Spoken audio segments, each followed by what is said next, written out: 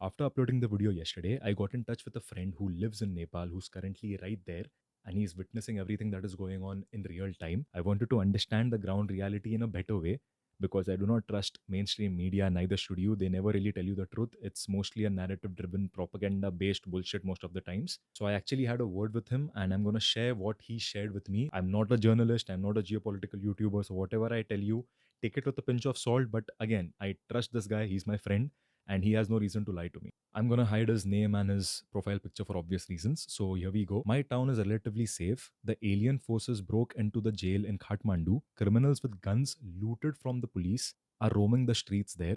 There's a warning for people who came from India and settled there that their homes might be invaded and looted by the same people. Also, the RSP party leader who was imprisoned in the same jail ran free. Army came down the streets yesterday night at 10 p.m. So here they have all of it under control. It's the problem if a small country is sharing its border with alien forces. There's a lot of people that came from India border, not Indians. They are residing in India as alien forces too. People from Bangladesh, Muslim, local gangsters, etc. In response, I asked him, so these alien forces have nothing to do with the actual protests. They're just using the protests to sneak in. His reply was, yeah, to sneak into the country, create unrest, loot, vandalize. Basically, all of that. False narrative will also be said because of them in the mainstream media. Yeah, it's already been said.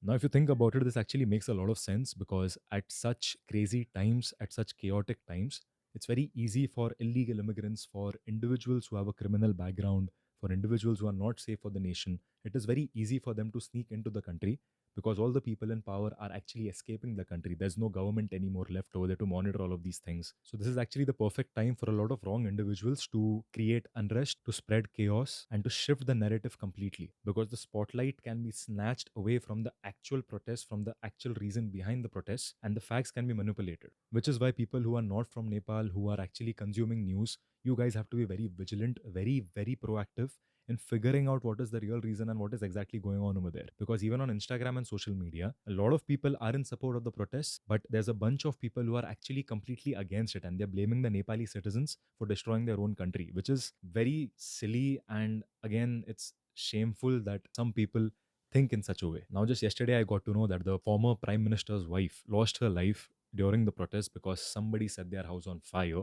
And now a lot of people are using this to call the protests useless, baseless, barbaric. They're calling it an act of terrorism. They're completely against the citizens of Nepal. I get where they're coming from. Taking somebody's life, that too in such a horrible way, is not something that somebody wants. This wasn't the target. This wasn't the point in the first place. Nobody wanted this to happen. But calling the protesters terrorists and calling the protest completely absurd is just showing how ignorant you can be. Nobody wanted bodies over here. It just escalated because it was escalated by the people in power. It was escalated by the government themselves. So when you sit down and think whether the ex prime minister's wife dying was right or wrong, whether the kids who are protesting are right or wrong, the answer is not that simple. There are too many levels to it. Now, me personally, I'm not going to be a diplomat or I'm not going to be that neutral guy who doesn't support either of the sides. I support the protests 100%. What the citizens of Nepal are doing, what the youngsters are doing, it takes a lot of courage and bravery. I salute them. Just watching what they are doing right now is actually giving me goosebumps. I'm not even kidding.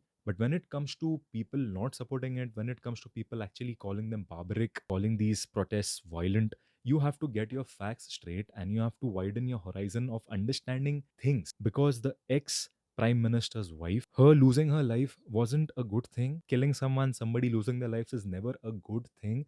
Death is death ultimately. But isn't she just being highlighted so much because she is a big name?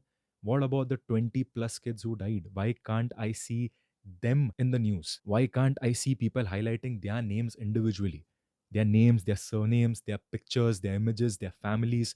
Why can't I see that? Isn't that a little messed up? And isn't she a politician herself too? Aren't they the actual reason in the first place that these protests began? It is the politicians who started the corruption. It is the politicians who were so corrupted that the people couldn't take it anymore. Who started this in the first place? Who turned the protest into a violent one? Was it the protesters? Was it the school going kids? Was it the college going kids? Or was it the government itself? The protest started off as a peaceful one.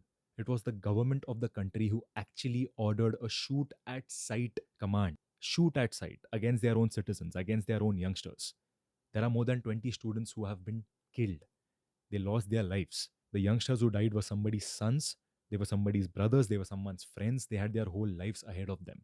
There are videos circulating on the internet that actually captures police people headshotting the kids, a lot of them. What about that then? And adding to this fact, what my friend told me about the illegal immigrants or the criminals that are now set free and are roaming the streets, they're vandalizing a lot of property, they're creating chaos. Adding that to this fact makes it even more complicated because there is a chance, I'm not going to say it is going to happen, but there is a chance that these people are going to set false narratives.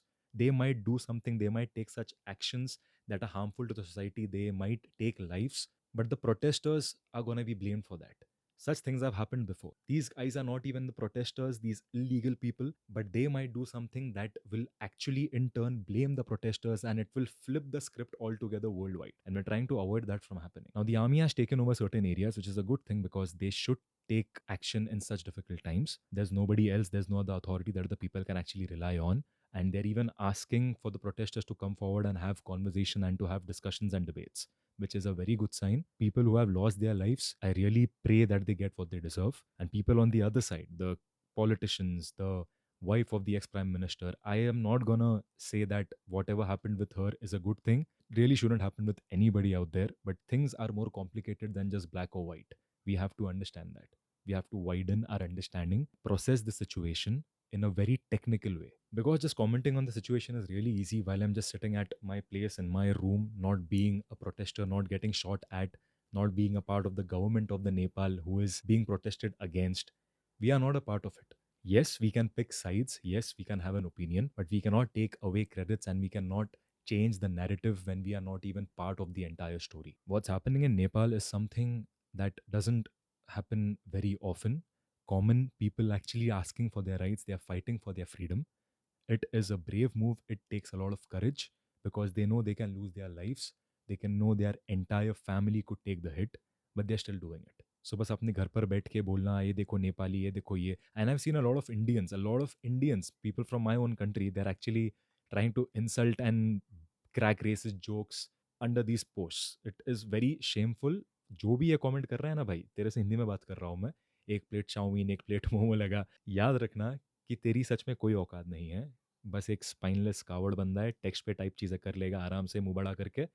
असली में तेरे ऊपर जब बात आएगी, चड्डी पकड़ के भाग जाएगा तू। This is a fact. So people who are being racist towards our Nepali brothers and sisters, it's a very messed up thing you are doing right now. It's very easy to do on text. So yeah, do it. You have the freedom to do so, you have your devices, but there will be a day when you will be in trouble, and you better hope people don't remember how you've insulted others in their hard times.